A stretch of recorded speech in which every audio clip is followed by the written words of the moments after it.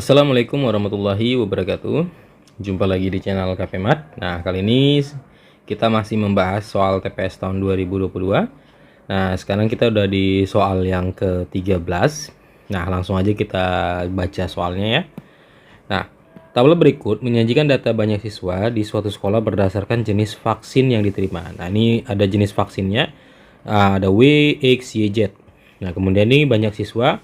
Ada kelas 10 sekian siswa nih ya, kelas 11 sekian siswa, kelas 12 sekian siswa. Oke. Nah, pertanyaannya adalah berdasarkan informasi yang diberikan, manakah hubungan antara kuantitas P dan Q yang benar? P persentase banyak siswa yang mendapat vaksin jenis W di sekolah, Q 50%. Jadi kita di sini harus membandingkan antara P dan Q. Oke. Nah, jadi untuk menentukan berapa perbandingannya, apakah P lebih besar daripada Q, atau P lebih kecil daripada Q, atau P sama dengan Q, ya, ataupun tidak bisa ditentukan hubungannya, maka kita coba hitung dulu berapa persentase dari P, gitu ya. Nah, jadi langkah pertama adalah kita hitung dulu banyak siswa yang mendapat vaksin W. Ini dia ya. Jadi ini kita jumlahkan dulu nih. Nah, kita totalkan dulu, yaitu 250 ditambah 150 ditambah 100, itu berarti totalnya adalah 500 siswa gitu ya. Nah, jadi ini tambah ini 500 siswa. Nah, ingat bagaimana cara menghitung persentase? Menghitung persentase banyak siswa yang mendapat vaksin W itu adalah banyak siswa yang mendapat vaksin W dibagi dengan total seluruh siswa gitu ya. Nah, jadi persentasenya itu adalah 500 dibagi dengan total siswa ya, total siswa lalu dikali dengan 100%. Nah, itu konsepnya. Oke. Nah, jadi di sini total siswanya berarti ini harus kita jumlahkan semua. Nah, kelas 10 ada berapa siswa? Kalau kita totalkan di sini kelas 10-nya ada 400 ya, 400 siswa. Kelas 11-nya ini ada 300. Kemudian kelas 12-nya ini ada 300 siswa juga kalau kita jumlahkan, sehingga totalnya ada 1000 siswa. Oke. Nah, berarti di sini kita hitung 500 per 1000 kali 100%. Nah, jadi kalau kita sederhanakan, kita coret ya, berarti tinggal 5 kali 10 ya, 5 kali 10 sama dengan 50%. Oke. Nah, jadi kalau kita bandingin dengan nilai Q-nya ya, di mana nilai P kita adalah 50% dan Q kita adalah 50%, maka di sini dikatakan adalah nilai P sama dengan nilai Q. Nah, sehingga kita bisa lihat di sini kuantitas P sama dengan Q. Nah, jadi jawabannya itu adalah C ya. Kuantitas P sama dengan Q. Nah, oke, bisa dipahami? Nah, itu aja cara ngejawab soal nomor 13. Sekarang kita coba lanjut lagi ke soal yang berikutnya. Oke, sekarang kita di soal yang ke-14. Nah, coba Adik perhatikan dulu soalnya. Di sini ada matrik, ini nilainya ya, ada suatu matrik ini nilainya merupakan inverse matrik B dan memenuhi ini ditambah dengan ini sama dengan 3B ya untuk bilangan real X dan Y. Oke. Berdasarkan informasi yang diberikan, manakah hubungan antara kuantitas P dan Q yang benar? Oke. Nah, di sini P-nya adalah 3X kurang 2Y, Q-nya adalah 0. Jadi kita harus cari X dan Y ini supaya kita bisa bandingkan antara P dan Q. Oke. Nah, di sini kita lihat persamaannya. Kita bisa tulis persamaannya yaitu seperti ini. X kemudian 2 tambah Y, kemudian min 9, min 12, ditambah 1, 2X, Y, min 3, sama dengan 3B. Nah, kita tahu bahwasanya nilai B-nya kan belum ada nih. Ya, kita belum dapat nilai B-nya. Kenapa? Karena di sini adalah inverse dari matrik B. Jadi, kita bisa tulis di sebelahnya sini, B inverse-nya itu nilainya itu adalah min 5, min 3, 2, 1. Ya, ini inverse-nya. Sementara B belum ada. Nah, coba ingat lagi rumus ini ya, rumus tentang inverse, bahwasanya B inverse kalau diinverskan lagi maka hasilnya B. Ya. Nah, jadi bukan mesti B ya, tapi kalau nama matriknya B di sini kebetulan nama matriknya B. Jadi matrik kalau diinverskan lagi, ya inverse matrik, ini kan inverse matriknya. Kalau diinverskan lagi maka akan menghasilkan matrik awalnya atau yang bukan inverse-nya gitu ya. Nah, jadi untuk mencari B-nya di sini, karena kita belum punya B-nya, di soal dituliskan B inverse-nya, maka ini kita inversekan lagi sehingga nanti menghasilkan matrik B-nya gitu ya.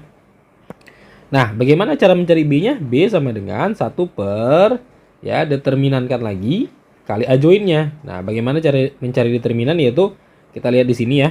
Nah, ini kali ini 1 kali min 5, berarti min 5 kurang, kemudian ini kali ini 2 kali min 3, jadi min 6 ya. Min 6 kali A join-nya. A join-nya tukaran ya. Tukaran antara ini tukaran posisinya, ini dikali negatif. Oke. Nah, jadi tukaran 1 min 5 ini jadi 3, ini jadi min 2 gitu ya. Nah, sehingga B-nya itu adalah ini min 5 tambah 6, 1, 3, min 2, min 5. Sehingga ini kan min 5 tambah 6, 1. 1 bagi 1 habis ya. Sehingga B-nya itu adalah 1, 3, min 2, min 5. Nah, itu nilai B-nya. Maka ini kita bisa sambung lagi nih. Nah, ini kita bisa jumlahin nih. Kita jumlahin dulu X tambah 1 gitu ya. Berarti tetap X tambah 1. Kemudian min 9 tambah Y tetap min 9 tambah Y. Kemudian 2 tambah Y tambah 2X. Kemudian min 12 tambah min 3. Jadi min 12 kurang 3 ya. Sama dengan 3 kali B. B-nya tadi adalah 1, 3, min 2, min 5 gitu ya. Nah, sehingga ini kita bisa buat X tambah 1, ini 2 tambah Y tambah 2X, ini min 9 tambah Y, ini min 15 ya. Ini kita kalikan ke dalam, 3, 9, min 6, min 15 ya, kita kalikan ke dalam. Nah, untuk menentukan nilai Y-nya atau nilai X-nya, kita jodohkan nih. X tambah 1 jodohnya ini, berarti kita bisa buat X tambah 1 sama dengan 3, berarti X-nya adalah 3 kurang 1, X-nya 2. Kemudian untuk mencari Y-nya, kita jodohkan nih sama ini. Ya, karena yang seletak ya yang dijodohkan. Tambah Y sama dengan min 6, berarti Y-nya adalah min 6 tambah 9, Y-nya adalah 3. Oke, jadi kita bisa hitung nilai P-nya. Kita substitusi kemarin nih. Jadi 3 kali X-nya itu 2. Y-nya itu 3, sehingga nih 6 kurang 6 sama dengan 0. Nah, jadi terlihat di sini bahwasanya nilai P-nya adalah 0, Q-nya adalah 0, berarti kuantitas P sama dengan Q ya, karena sama-sama 0. Jadi jawabannya itu adalah C. Oke, bisa dipahami penjelasannya. Nah, kita lanjut lagi ke soal yang berikutnya. Oke, sekarang kita di soal yang ke-15 ya. Nah, coba adik perhatikan lagi soalnya. Lambang kurung siku seperti ini ya, kurung siku atas ya, Y menyatakan bilangan bulat terkecil yang lebih besar daripada atau sama dengan bilangan real Y. Bilangan real A merupakan solusi dari kurung siku atas Y ditambah kurung siku atas min Y sama dengan 1. Oke. Berdasarkan informasi yang diberikan, manakah hubungan antara kuantitas P dan Q yang benar gitu ya, dimana P-nya adalah A dan Q-nya adalah setengah. Oke. Nah, jadi untuk menentukan apakah P lebih besar dari Q atau P sama dengan Q ataupun yang lainnya, maka kita harus mengecek dulu persamaannya. Nah, sebagai informasi, materi ini kan biasanya jarang didapatkan di bangku SMA ya. Khusus ini Kak jelaskan dulu bagaimana konsep dari simbol ini. Nah, jadi simbol seperti ini ya, simbol kurung siku di atas seperti ini ya, ini dibaca biasanya dengan sebutan fungsi scaling ya, scaling. Oke. Nah, jadi kalau ada seperti ini dia kita hapus dulu bawahnya. Nah, seperti ini, maka ini dibaca sebagai fungsi scaling dari Y gitu ya, fungsi scaling dari Y. Oke. Nah, apa maksudnya? Maksudnya di sini adalah kalau dia tanda sikunya di atas seperti ini ya, sikunya di atas seperti ini, maka itu artinya pembulatan ke atas gitu ya, pembulatan ke atas. Nah, jadi pembulatan ke atas yang bagaimana? Nah, misal gini nih, biar lebih paham nih. Misal kita punya katakanlah nilainya 3,2 ya. Nah, ini kalau kita bulatkan ke atas itu menjadi 4 gitu ya. Jadi 4. Jadi kita bulatkan ke atas, kita genapin ke atas. Nah, tapi kalau misalkan seperti ini, min 3,2 ya, kalau kita bulatkan ke atas itu menjadi min 3.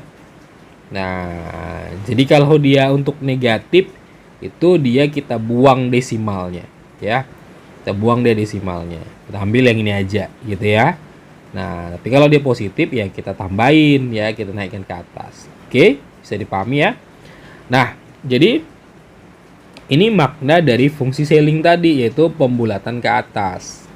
Nah, di sini kita harus mencari nilai A yang merupakan solusi dari persamaan ini gitu. Nah, jadi fungsi scaling dari Y di sini ditambah dengan fungsi scaling dari min Y di sini sama dengan 1. Nah, jadi kita coba lakukan tebak-tebakan aja ya. Karena kalau kita mau cari solusinya ini lumayan sulit.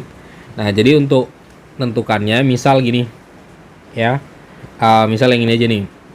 Ini kan 4, ini kan min 3. Nah, coba adik-adik perhatikan. Ini kan kita mau cari nilai Y atau nilai A ya. Nah, A ini merupakan nilai dari Y. Jadi kita bisa buat di sini A sama dengan Y ya. Jadi kalau adik-adik perhatikan contoh yang barusan aja kita buat di sini, ini kan kalau ditambahin ini kan hasilnya 1 ya. Nah, kebetulan contoh yang Kak buat tadi ini bisa menjadi solusi dari ini. Ya, solusi dari ini. Jadi kalau ditambahin 1 kan. Nah, otomatis nilai A-nya berapa sih? Berarti nilai A kita itu adalah 3,2. Ya kan? Nah, coba lagi kita ambil lagi permisalannya ya. Kita coba-coba aja di sini. Misal dia fungsinya 0,5 ya, 0,5 kalau kita genapi kan jadi 1 tuh. Nah, dan min 0,5 kalau kita genapin tuh ke atas jadi 0.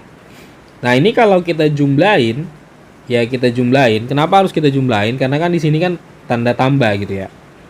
Nah, kalau kita jumlahin kan 1 juga hasilnya, ya kan? Nah, dari dua contoh ini udah bisa kita tarik satu kesimpulan. Ya. Di sini A-nya adalah 3,2 ya. Negatifnya diabaikan aja ya. Karena kan di sini disebut A itu adalah Y gitu ya. Nah, jadi A kita adalah 0,5 di sini. Nah, kalau kita lihat berarti kita punya berbagai kemungkinan nilai A. Di sini nilai A kita 3,2. A ini kan sebagai nilai P. Ya kan? Nah, saat A-nya 3,2 berarti P-nya 3,2 sehingga kalau kita bandingin dengan Q-nya kan setengah. Ya, 3,2 dengan setengah itu kan 0,5 ya kan. Kalau kita bandingi ini udah jelas bahwasanya nilai P-nya lebih besar daripada nilai Q-nya. Akan tetapi saat A-nya 0,5 ya atau P-nya 0,5 kita bandingin dengan Q-nya yang 0,5 juga, ini kan otomatis P sama dengan Q ya kan. Nah, artinya di sini ada dua kondisi yang berbeda di mana kalau dia pakai A ini, dia lebih besar, P lebih besar daripada Q, ya. P lebih besar daripada Q. Kalau pakai A yang ini, ya, maka dia P sama dengan Q. Nah, jadi di sini karena dua kondisinya berbeda, sehingga kita tidak bisa tentukan apakah hubungan yang terjadi antara kuantitas P dan Q. Nah, jadi jawaban yang paling tepat itu adalah D, ya. Tidak dapat ditentukan hubungan antara kuantitas P dan Q. Oke, bisa dipahami? Nah, karena saya itu aja cara ngejawab soal nomor 15. Sekarang kita lanjut ke soal yang berikutnya. Oke, sekarang kita di soal yang ke-16. Nah, ini adalah soal terakhir kita untuk video kita kali ini ya. Nah, nanti akan ada lanjutan video-video berikutnya yang ngebahas tentang soal TPS UTBK tahun 2022. Oke, langsung aja kita lihat soalnya. Nah, di sini udah ada gambarnya. Nah, di sini ada Katanya dua kolam dan jalan setapak pada suatu taman digambarkan dalam peta di atas. Persegi pada peta berukuran 1 cm kali 1 cm. Berapakah dari pernyataan berikut yang bernilai benar berdasarkan informasi di atas? Oke, jadi kita akan cek satu persatu pernyataan pertama sampai pernyataan 4. Nah, oke, kita lihat dulu pernyataan 1. Jarak 5 cm pada peta menyatakan jarak 1 km kondisi sebenarnya. Nah, jadi bagaimana cara menentukan jarak sebenarnya? Ya, jarak sebenarnya kita singkat JS saja. Itu adalah jarak peta dikali skala. Itu konsepnya. Oke. Nah, jadi jarak petanya berapa? 5 cm ya. Berarti 5 cm kita kalikan dengan skalanya. Skalanya di sini 20.000. Berarti tinggal kalikan 20.000. Oke ya. Nah, sehingga hasilnya adalah 100.000 ya. 100.000 cm. Nah, ini kita ubah ke dalam satuan kilometer. Nah, mengkonversi senti ke kilo itu dibagi 100.000 sehingga hasilnya adalah 1 kilometer. Nah, berarti pernyataan ini benar ya. Untuk pernyataan satunya benar. Oke. Nah, sebelum kita lanjut mengecek pernyataan kedua, di sini yang harus dipahami dalam menentukan jarak sebenarnya adalah satu, jarak sebenar itu adalah jarak peta dikali skala. Di mana sebelum kita menerapkan konsep ini, pastikan dulu dia skalanya dalam bentuk 1:sekian gitu ya. Jadi ini wajib angka 1. Jadi dia kalau misalkan gini, 2:20.000. Ya, maka ini belum bisa kita terapkan konsep yang seperti ini langsung gitu ya. Ini harus kita sederhanakan dulu menjadi 1:sekian. Jadi ini kalau kita sederhanakan, kita bagi 2 dia, kedua sisinya, berarti jadi 1:10.000. Nah, baru kita bisa terapkan konsep jarak peta dikali skala. Gitu ya. Nah, sekarang kita lihat pernyataan kedua. Panjang jalan setapak kurang dari 2 kilo. Nah, ini jalan setapaknya. Oke, bagaimana menghitung jalan setapak ini? Kita harus buat segitiga. Dengan cara menarik garis dari titik ini kemari dan titik ini kemari. Sehingga terbentuk segitiga siku-siku. Nah, jadi kita coba tarik seperti ini. Kemudian kita hitung berapa panjangnya untuk alasnya. Kalau kita perhatikan di sini berarti 1, 2, 3, 4. Untuk alasnya itu 4 cm. Untuk tingginya 1, 2, 3, 4, 5, 6, 7. Tingginya 7 cm. Oke. Nah, jadi kita terapkan Pitagoras. Berarti jalannya ya, jalan setapaknya. Oke, kita buat di sini. Akar berarti 7 kuadrat ditambah 4 kuadrat. Itu hasilnya 49 ditambah 16. Hasilnya berarti 65. Kalau kita coba desimalkan ini sekitar 8, sekian senti. Nah, oke, karena di sini diminta tentang jarak sebenarnya dia, karena satuannya kilo, berarti ini harus kita konversi ke dalam satuan kilo. Nah, berarti 20.000 kita kalikan dengan ini ya. Berarti dikali 20.000 sehingga hasilnya lebih kurang 160.000 senti. Nah, ini kalau kita ubah ke dalam satuan kilo, jadi ini lebih kurang sekitar 1,6 km. Nah, ternyata ini masih belum nyampai 1,6 ya. Karena kan di sini disebutkan panjang jalan setapak kurang dari 2 km. Berarti ini 1,6-nya berarti benar ya. Karena memang benar kurang dari 2 km. Berarti ini pernyataan benar. Nah, di sini kan kita genapkan ke 8 saja tadi ya. Kalaupun seandainya ini jawabannya 9 kali 20.000 itu masih 180.000. Artinya masih kurang dari 2 kilo gitu ya. Karena 180.000 cm itu kita ubah ke kilo itu 1,8. Jadi tetap masih benar gitu ya. Nah, sekarang pernyataan ketiga ya. Pernyataan ketiga, jarak terdekat antara dua kolam. Kita lihat di sini. Nah, bagaimana menghitung jarak terdekatnya? Cukup tarik garis lurus ya dari sini kemari untuk menghitung jarak terdekatnya. Seperti ini. Nah, kemudian hitung berapa kotaknya. 1, 2, 3, 4, 5, 6. Ada 6 kotak. Berarti jarak terdekatnya kita singkat JT itu ada 6 kali 20.000. Kita ubah ke satuan kilometer. Berarti ini hasilnya 120.000. cm. Kalau kita ubah ke kilo itu 1,2 km. Nah, jadi jarak terdekatnya itu adalah 1,2. Sementara di sini jarak terdekat antara kedua kolam lebih, katanya lebih. Padahal jarak itu 1,2. Berarti ini salah gitu ya. Nah, berarti ini salah. Oke. Kemudian pernyataan keempat. Nah, pernyataan keempat luas kolam ya. Nah, luas kolam. Nah, bagaimana menghitung luas kolam? Nah, coba kita lihat luas kolam A di sini ya. Kita lakukan pendekatan saja. Jadi caranya kita buat bentuk persegi panjang saja karena bentuk kolamnya kan elips. Menghitung luas elips kan agak sedikit susah. Jadi kita lakukan pendekatan aja, kita genapkan ke atas saja ukurannya ya. Nah, di sini kan masih ada ruang-ruang kosong, kita anggap aja bentuknya persegi panjang di mana panjangnya kita hitung 1 2 3, ada 3 satuan atau 3 cm, kemudian lebarnya itu 2 ya, lebarnya 2. Sehingga menghitung luas kolamnya panjang kali lebar, tapi kita hitung dulu berapa panjang sebenarnya. Nah, panjang sebenarnya itu kan 3 ya kali 20.000. Berarti ini 60.000 cm. Sehingga kalau kita desimalkan, kita konversi itu menjadi 0,6 km ya. Nah, kemudian lebar sebenarnya itu 2 kali 20.000. Ini hasilnya 40.000 cm. Ya, 40.000 cm kita konversi satuannya menjadi 0,4 km. Nah, sehingga luasnya kita bisa hitung. Berarti 0,6 kali 0,4. Jadi 0,24 km kuadrat. Nah, setelah kita lakukan perhitungan luas, di mana kita lakukan penggenapan atau pendekatan ke atas ya, kita genapkan ke atas dia bentuknya, baik panjang dan lebarnya. Ternyata di sini luasnya 0,24, di mana disebutkan di soal nomor 4, luas pernyataan keempat, luas kolam A kurang dari 1,5. Nah, artinya pernyataan ini benar ya, karena memang dia luas kolamnya tidak sampai 1,5, yaitu hanya 0,24 lebih kurang gitu ya. Nah, berarti pernyataan keempat juga benar.